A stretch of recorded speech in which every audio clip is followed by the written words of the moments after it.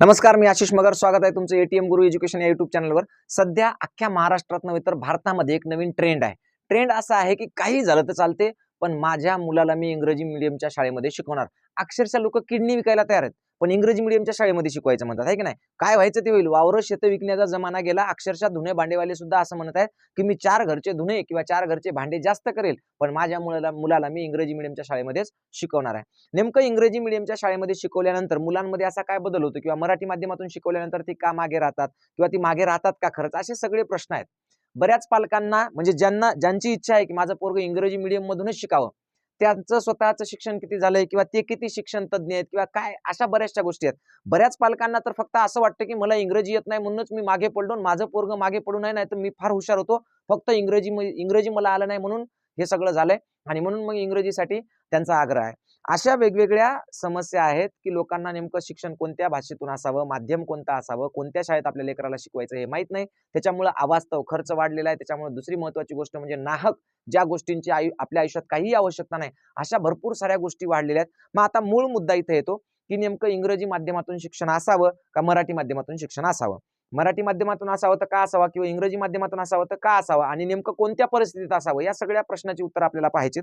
सगळ्यात आधी काही लोक कमेंट करतात की इंग्रजी मीडियमच्या शाळेतच घाला, या सरचं काय ऐकू नका किंवा या शिक्षकाचं ऐकू नका, याच्यामुळे नुकसान होईल, असं बरेच जण म्हणतात. कारण या आधीच्या काही व्हिडिओवर तशा कमेंट होत्या.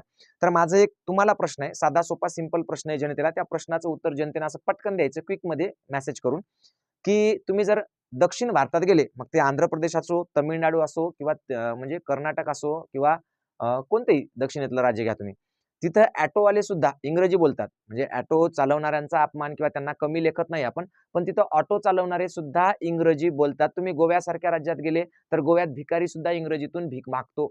ओके, म्हणजे मला एक प्रश्न विचारायचा आहे की इंग्रजी येतं म्हणून त्यांचं ऑटो ड्रायव्हर की सोडून ते कलेक्टर झालेत का, किंवा त्यांचं मोठं करिअर झालंय का, किंवा गोव्यामध्ये भिकारी सुद्धा इंग्रजीतून भीक मागतो म्हणून त्याचं करिअर झालंय का, केवळ इंग्रजी भाषा येते म्हणून करिअर होते का, हा मूळ मुद्दा आणि हा प्रश्न आहे.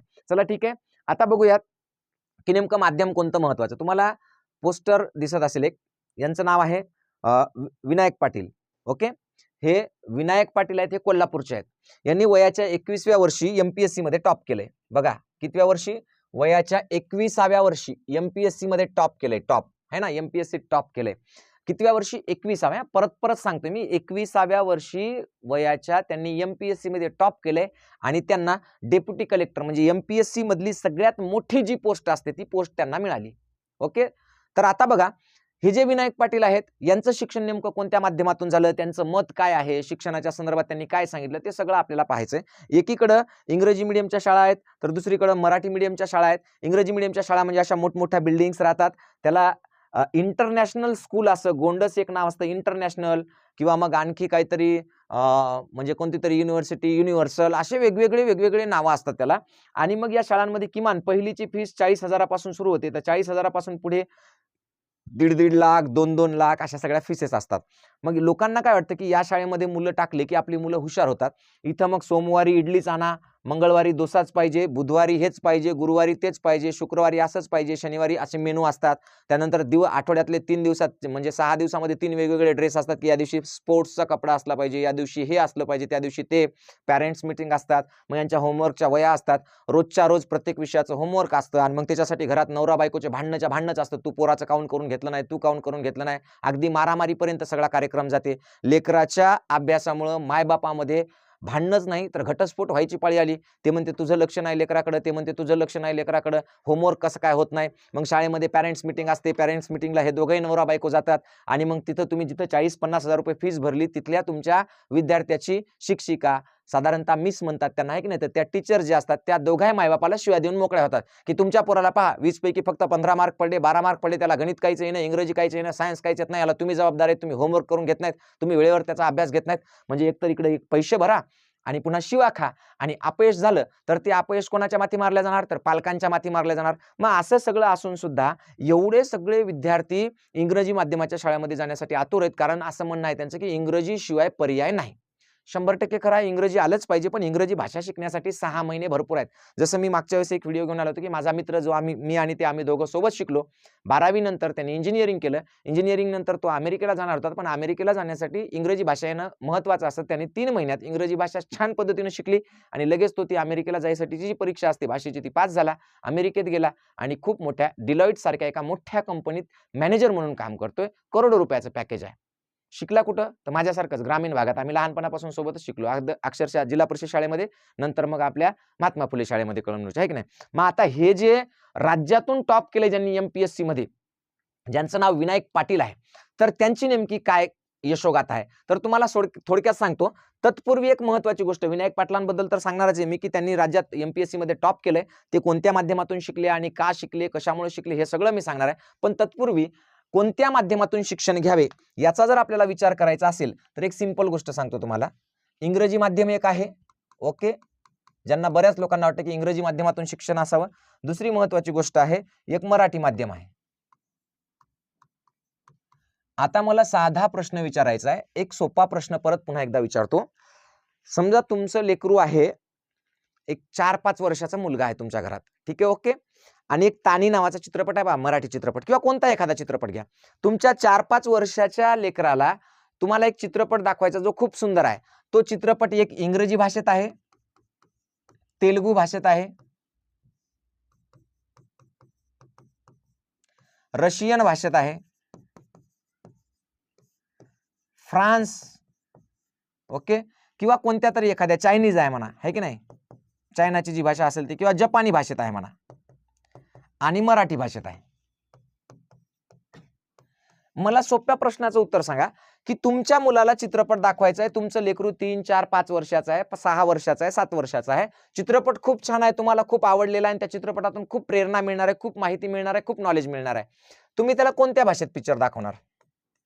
मराठी भाषेत दाखवणार का तेलुगू, इंग्रजी, रशियन किंवा फ्रान्सची जी असेल, किंवा चायनीज किंवा जपानीज कोणती आहे की नाही, कोणत्या भाषेत दाखवणार? मी जर असतो तर मी मराठीत भाषेत दाखवणार. मी स्वतः सुद्धा मराठीत भाषेतच पाहणार, कारण मला बाकीच्या भाषा कळत नाहीत. म्हणजे तुम्हाला जर समजा ज्ञान किंवा माहिती मिळवायची असेल, माहिती, तर ती सगळ्यात बेस्ट कोणत्या भाषेत मिळते? तर ती मिळते तुमच्या मातृभाषेत. कोणत्या भाषेत मिळते? मातृभाषेत मिळते. कशात मिळते? मातृभाषेमध्ये. मग समजा तुमचं लेकरू 6 वर्षाचं आहे, 7 वर्षाचं आहे, त्याला तुम्ही एका मराठी भाषेत पिक्चर दाखवला आणि एक तेलुगू किंवा इंग्रजी किंवा रशियन किंवा फ्रान्सिस किंवा कोणत्या तरी एखाद्या भाषेत दाखवला, कोणता चित्रपट त्याला चांगला कळेल? तर 100% मराठी चांगला कळेल. इतकं साधं आणि सोपं लॉजिक आहे ना, की जगातले जेवढे शिक्षण तज्ञ म्हणून आहेत, 12 ते 13 मुख्य शिक्षण तज्ञ आहेत, ज्यांनी बाल शिक्षण आणि बाल मानसशास्त्राचा अभ्यास केला.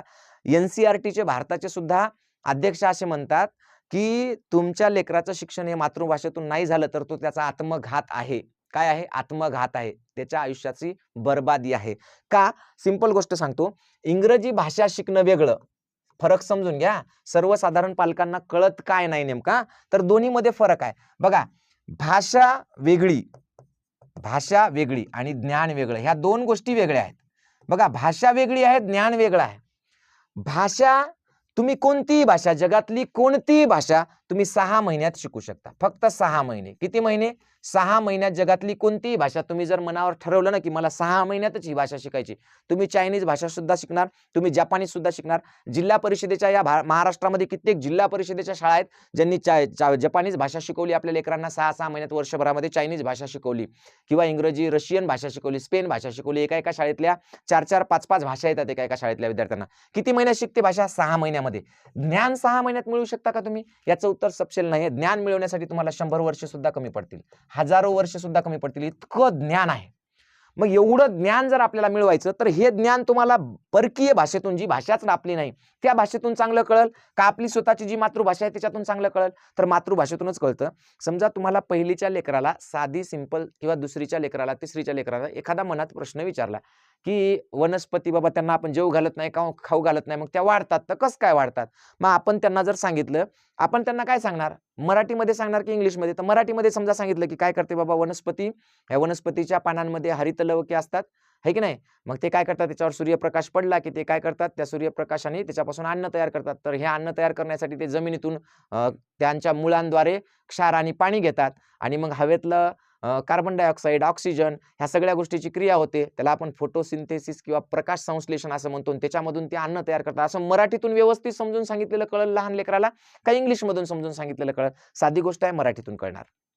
ओके. रेल्वे स्टेशनवर जरी तुमचं 6 वर्षाचं पोरगं उभं असेल, इंग्लिशमधून किंवा समजा तुम्ही बालाजीला गेलात आणि बालाजीच्या तिथं रेल्वे स्टेशनला थांबलात आणि तिथून जर समजा तेलुगू भाषेमध्ये जर समजा ट्रेनची अनाउन्समेंट होत असेल तर त्याला कळेल का?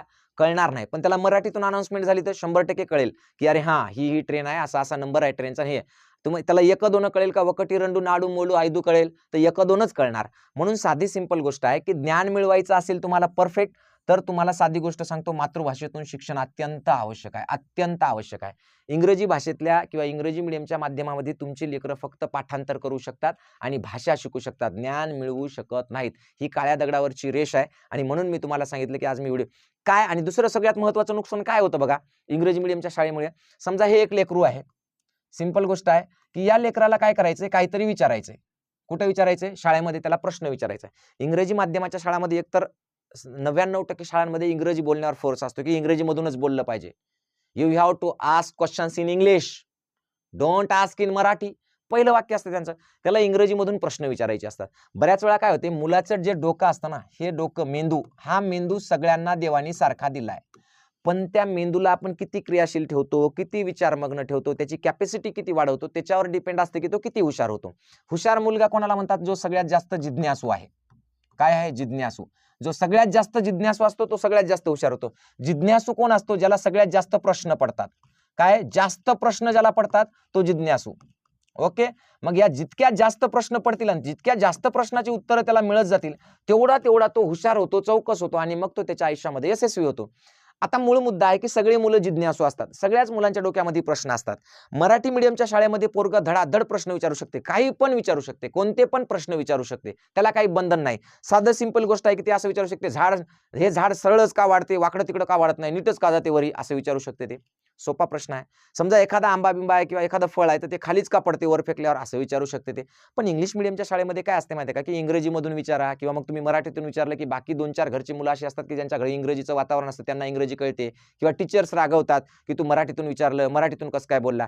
मग काय होते, जिज्ञासा तर भरपूर असते, प्रश्न सुद्धा भरपूर पडतात त्याच्या डोक्यामध्ये, प्रश्न सुद्धा निर्माण होतात, पण ती विचारायची सोय इंग्रजीमध्ये नसते, त्याला ते विचारता येत नाही. मग हळूहळू त्याचं प्रश्न विचारणं कमी होतं. मग प्रश्न विचारणं कमी झालं की हळूहळू त्याची जिज्ञासा कमी होते. जिज्ञासा कमी झाली की हळूहळू मेंदूची क्रियाशीलता जी असते किंवा मेंदूची जी विचार करण्याची प्रक्रिया असते ती कमी होते, खुंटते आणि मग ते फक्त पाठांतराकडे वळते. मग त्याला जॉनी जॉनी यस पप्पा इटिंग शुगर नो पप्पा पाठ आहे, त्याचा अर्थ त्याला माहित नाही. पण एरे एरे पावसा तुला देतो पैसा, याचा अर्थ त्याला माहित आहे की पाऊस जर आला तर मी तुला पैसा देतो. पाऊस झाला मोठा, पैसा झाला खोटा, पाऊस आला मोठा, याचा अर्थ त्याला कळतो.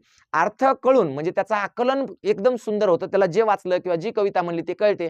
पण इकडं टेलिंग लाईज नो पप्पा, ओपन युअर माउथ हा हा हा, नुसता हा हा हा. आणि मग घरचे बी ते घरी आले की तिथे बी ते म्हणणार जॉनी जॉनी यस पप्पा इटिंग शुगर नो पप्पा टेलिंग लाईज नो पप्पा, ओपन युअर माउथ हा हा हा. घरचे बी हसणार, माय लेकरू किती चांगलं कविता म्हणायले हा हा हा.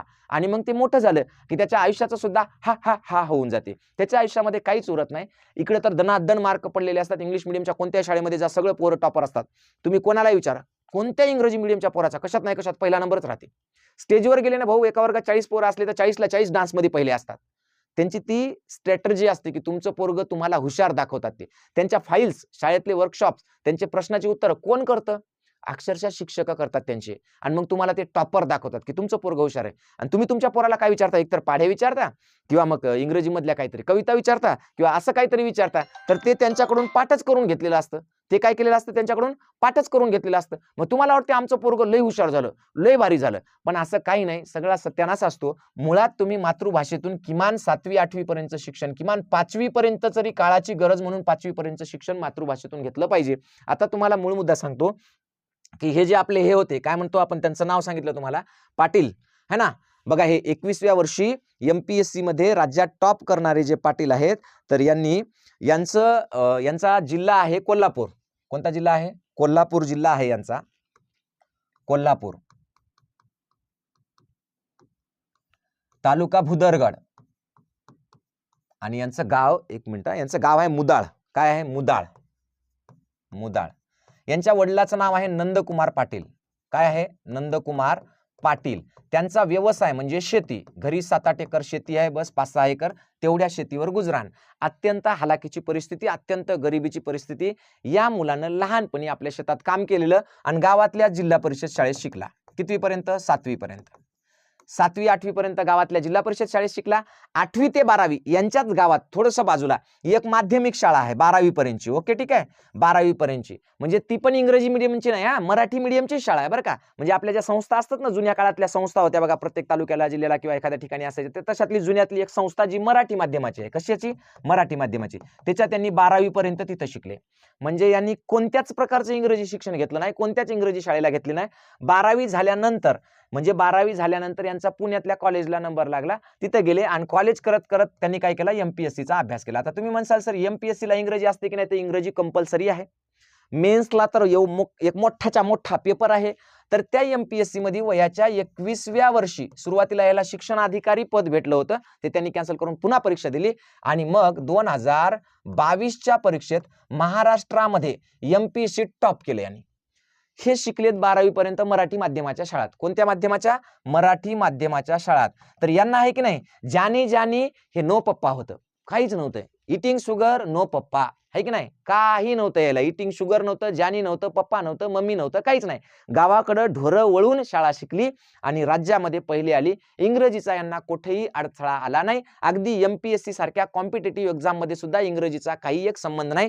तुमचे लेकरं जे म्हणतात ना की माझं इंग्लिश कच्चा असल्यामुळे मला इथं नंबर लागला नाही, तिथं नंबर लागला नाही, माझ्या मुलाचं नुकसान झालंय, हे तुमचे लेकरं तुम्हाला निव्वळ येड्यात काढत आहेत. लहानपणापासून त्यांनी काही शिकलेलं नाही, उगा येड्यात काढण्याचा प्रयत्न आहे. म्हणून माझं स्पष्ट मत आहे की जर एमपीएससी सारख्या, काय एखाद्या इंग्रजी मीडियमचा विद्यार्थी आला नाही हो एमपीएससी मध्ये पहिला? तुम्ही म्हणसाल सर तेव्हा इंग्रजी मीडियम होतं का? तर 2006 पासून म्हणजे जवळपास 2004 पासून इंग्रजी मीडियमचं पेव फुटलेलं आहे. किती? 2004 पासून. आज 20 वर्षापासून इंग्रजी मीडियमच्या शाळा भरपूर आहेत, भरपूर. आमच्या इथलं जरी विचार केला ना तुम्ही इथं, तर इथं मागच्या 15 वर्षापासून इंग्रजी मीडियमच्या एका तालुक्यासारख्या ठिकाणी 10-10 शाळा आहेत, ज्यांनी जिल्हा परिषद शाळांना ओस पाडून टाकले. आणि त्या शाळेतून मागच्या 15 वर्षात जेवढे काही मुलं 10वी 12वी झालेत, सगळ्यांपैकी म्हणजे अक्षरशः म्हणजे एखादा मुलगा असेल की ज्यानं काहीतरी आयुष्यात केलंय, बाकी सगळे लेकरं निव्वळ आणि निव्वळ कामातून गेलेत. घरच्या कामाचे राहिले नाही, दारच्या कामाचे राहिले नाही. मराठी बी धडे येईना, इंग्रजी बी धडे येईना. मार्केटमध्ये गेले, खताच्या दुकानावर गेले, कुठेही गेले तुम्ही दुकानावर, तर त्याला हिशोब सुद्धा कळणं झालाय. म्हणजे निव्वळ आणि निव्वळ मातेरं झालंय त्यांच्या आयुष्याचं. आणि हेच आयुष्य, याच असंच आयुष्याचं मातेरं त्याही लेकरांचं होणार ज्यांच्या घरात इंग्रजीचं बिलकुल वातावरण नाही, आईवडिलांना इंग्रजी कळत नाही, पण तरी सुद्धा त्यांनी इंग्रजी माध्यमाच्या शाळेमध्ये घातलेलं आहे. तुम्हाला पटो न पटो, माझं खरं सांगणं काम आहे. आणि हेच एनसीईआरटी सांगते आणि हेच सगळे शिक्षण तज्ञ, तुम्ही कुठेही जा, तुम्ही गुगलला सर्च करा की सगळ्या शिक्षण तज्ञांचं किंवा बाल मानसशास्त्रज्ञांचं मत काय आहे, शिक्षणाची भाषा कोणती असावी, तर ती मातृभाषाच असली पाहिजे. तुमच्या आईचं जे लेकराला कळतं ते बाकी दुसऱ्या कोणाचंच कळत नाही. अक्षरशः 6 महिन्याचं लेकरू असेल तर दुसऱ्याने कोणी एखादी काहीतरी खून करू द्या, ती कळत नाही, पण आईची कळते का? कारण ती नाळ जुळलेली असते ना बाळा. म्हणजे नाळ जरी तुटली तरी बेंबी तर कायम असते ना. तसं आहे ते की मातृभाषेतून शिक्षण सर्वोत्कृष्ट शिक्षण आहे. म्हणून तुम्ही तुमचे लेकरं बाळा मातृभाषेतून शिकवले पाहिजे, किमान 5वी 8वी पर्यंत तरी. नंतर इंग्रजी भाषेतून शिकवा. आता दुसरा महत्वाचा मुद्दा सांगतो तुम्हाला मी. ज्यांना कोणाला वाटत असेल की मी हे जे काही सांगतो ते चुकीचं आहे, तर तुम्ही एमपीएससीचा यूपीएससीचा कोणताही रिझल्ट काढा, वेबसाईटवर जा, त्यांच्या रिझल्ट काढा आणि त्या स्टुडंट्सची हिस्ट्री चेक करा की त्यांची शाळा काय होती काय नाही, सगळं असतं त्याच्यामध्ये, सगळं येतं, तुम्ही चेक करा. आता माझ्या घरचं उदाहरण सांगतो. माझ्या घरामध्ये माझी एक बहीण आणि एक पुतणी, दोघेही माझ्या गावात 7वी पर्यंतची शाळा आहे, 8वी पर्यंतची, गावातल्या जिल्हा परिषद शाळेमध्ये शिकल्या. दोघेही जणी एमडी करतात, दोघेही एमडी करतायत. एक मुंबईला एमडी करते आणि एक नगरला एमडी करते. दोघेही जणी एमडी करत आहेत, म्हणजे डॉक्टर होऊन एमडी करतायत. त्यांना कधी इंग्रजी भाषेची अडचण आली नाही. म्हणजे 8वी पर्यंत गावातल्या जिल्हा परिषद शाळेत शिकून, म्हणजे असं काही मी 20 वर्षापूर्वीची गोष्ट सांगत नाही. आता सध्या एमडीला आहेत. म्हणजे 8वी नंतर 4 12 आणि नंतर ते 4 वर्ष त्याचे वैद्यकीय शिक्षणाचे, 4 आणि 4 8 आणि आता 9व-10व वर्ष आहे. म्हणजे 10 वर्षापूर्वी त्या कशामध्ये होत्या, तर मराठी मीडियमच्या शाळेमध्ये होत्या. त्या मराठी मीडियमच्या शाळेमध्ये शिकून त्या 8 वर्षापूर्वी म्हणजे 6 वर्षापूर्वी वैद्यकीय क्षेत्रात लागल्या, म्हणजे त्यांच्या डॉक्टर किल्ला लागल्या. त्याच्यानंतर आता एमडी करत आहेत. एमडीला सुद्धा रुपया द्यावा लागला नाही. त्याच्यामध्ये सुद्धा त्यांची रँक होती, त्यांनी रँकिंगनं एमडी पास केलं आणि एमडीला लागल्या. कोणतेही क्लासेस नाही, काही नाही, काहीच नाही. तर हा सगळं जे आहे ना, फक्त त्यांचा लहानपणापासून पाया पक्का लागतो. जसं माझ्या घरामध्ये मी शिक्षक असल्यामुळं आणि जी माझी बहीण लागली तिचे वडील म्हणजे माझे काका ते पण शिक्षक होते. आम्ही पहिल्यापासून त्यांना 4थी पासून स्कॉलरशिपची परीक्षा द्यायला लावली, नवोदयची परीक्षा द्यायला लावली. आताच्या सारख्या ह्या ऑलिम्पियाड तेव्हा काही नव्हतं आणि आता पण आमच्या खेड्यापाड्यात काही नाही, पण स्कॉलरशिप होतं, नवोदय होतं. ह्या दोन्ही परीक्षा आम्ही द्यायला लावल्या. दोन्ही परीक्षेमध्ये स्कॉलरशिपलाही पात्र झाल्या, परंतु स्कॉलरशिप मिळाली नाही. एकीला मिळाली नाही. नवोदयमध्ये मात्र दोघीही लागल्या नाही, पण तरी सुद्धा त्यांना चांगला स्कोर होता, पण लागल्या नाही नवोदयला. पण लागल्या नाही तरी सुद्धा यांनी सुद्धा, ज्यांचं मी तुम्हाला चित्र दाखवलं, यांनी सुद्धा शाळेत असताना स्कॉलरशिप, नवोदय ह्या सगळ्या स्पर्धा परीक्षा ज्या शासन घेतं त्या सगळ्या दिलेल्या आहेत. आता हे सगळं ऐकून जरी समजा तुम्हाला वाटत असेल की बाबा काय भानगड आहे, तर एकदा तुमच्या लेकराला तुम्ही मी सांगितलेलं करून दाखवा. कोणती एखादी मराठी स्टोरी सांगा आणि एकदा इंग्रजीमधून स्टोरी सांगा. ती साधी स्टोरी सुद्धा त्याला कळते का बघा इंग्लिशमधून. जर स्टोरी कळत नसेल तर बाकीचं ज्ञान कळणं अवघड आहे. याच्याच बरोबर तुम्ही म्हणसाल आणखी काय, तर आणखी आपल्याकडं 7वी स्कॉलरशिपची एक बॅच आहे जी ₹0 मी सध्या देत आहेत. त्याची किंमत 3,500 रुपये आहे. बाकीच्यांकडे जास्त असते, माझ्याकडे ती पण कमी असते, पण त्याच्यातही ती सध्या फ्री केलेली आहे. 7वी स्कॉलरशिपची बॅच एकदम ₹0 आहे. तुम्ही त्यासाठी एटीएम गुरु एज्युकेशन हे ऍप डाउनलोड करून घ्या. दिवसभरात 3 तास लाईव्ह असतं. इतकं दर्जेदार महाराष्ट्रातला सगळ्यात मोठं प्लॅटफॉर्म एटीएम गुरु एज्युकेशन आहे, जे गोरगरिबांच्या शिक्षणासाठी काम करते. दुसरी महत्वाची गोष्ट, या भारतातलं एकमेव असं ऍप आहे ज्याला 5 स्टार रँकिंग आहे. तुम्ही जर प्ले स्टोअरला गेला आणि रँकिंग बघितली आणि रिव्ह्यूज जर वाचले लोकांचे, तर तुम्हाला कळेल की या ऍप मधून आपण नेमकं काय काम करतो. दुसरी महत्वाची गोष्ट, 5वी नवोदयची बॅच आता 12 जानेवारीला चालू होणार आहे. 12 जानेवारी 2026ला लिमिटेड ऍडमिशन्स असतात, तर ते तुम्ही ही सुद्धा बॅच घेऊ शकता. त्याच्यानंतर 4थी स्कॉलरशिपची बॅच सुद्धा 2,999 ला होती, पण ती 1,111 रुपयाला ठेवण्यात आली. त्यानंतर 6वी फाउंडेशन, NMMS अशा सगळ्या 4थी पासून 8वी पर्यंतच्या सगळ्या स्पर्धा परीक्षा आणि एकदम उत्तम मार्गदर्शन त्याच्यातून तुम्हाला मिळतं, ते पण मातृभाषेतून. ज्याला इंग्लिश भाषेमधून करायचंच आहे नवोदय वगैरे, तर त्याच्यासाठी इंग्रजी मीडियमची सुद्धा बॅच आहे. पण माझं मत आहे की मातृभाषेतून शिकलेलं कधीही चांगलं. जर तुम्हाला व्हिडिओ आवडला असेल तर नक्की लाईक करा, शेअर करा. सगळ्यात महत्त्वाचं म्हणजे एटीएम गुरु एज्युकेशन हे ॲप प्ले स्टोअरवरून डाउनलोड करून घ्या. त्याच्यामध्ये काही फ्री बॅचेस सुद्धा आहेत, ज्या तुम्हाला समजा पैसे नसतील कोणाकडे तर फ्री. समजा नवोदयची बॅच घ्यायला कोणाकडे पैसेच नाही आहेत, तर ₹20 मध्ये फ्रीवाली पण बॅच आहे. ते ₹20 मी घेत नाही, ते ॲपला जातं खर्च. म्हणजे ॲपचं ते इंटरनेट हँडलिंग चार्ज आणि ते प्ले स्टोअरला ठेवायचा काहीतरी खर्च असतो त्या ॲपवाल्यांचा, तेवढा ते खर्च आहे. ₹20 मध्ये म्हणजे फ्री रुपयामध्ये सुद्धा तुम्ही ती बॅच घेऊ शकता. ती फक्त रेकॉर्डेड आहे आणि याच्यामध्ये जी फीस, ज्याच्यात मी फीस घेतो त्याची मी लाईव्ह शिकवतो. त्याचा ग्रुप असतो, त्याच्यावर ग्रुपवर रोज स्वाध्याय पाठवतो किंवा मग त्याच्या टेस्ट आणि सगळ्या गोष्टी होतात. तिकडे मात्र रेकॉर्डेड व्हिडिओ मिळतात. बस एवढाच फरक आहे. धन्यवाद. ठीक आहे, थांबतो इथं. जय जिजाऊ, जय शिवराय, जय हिंद, जय महाराष्ट्र.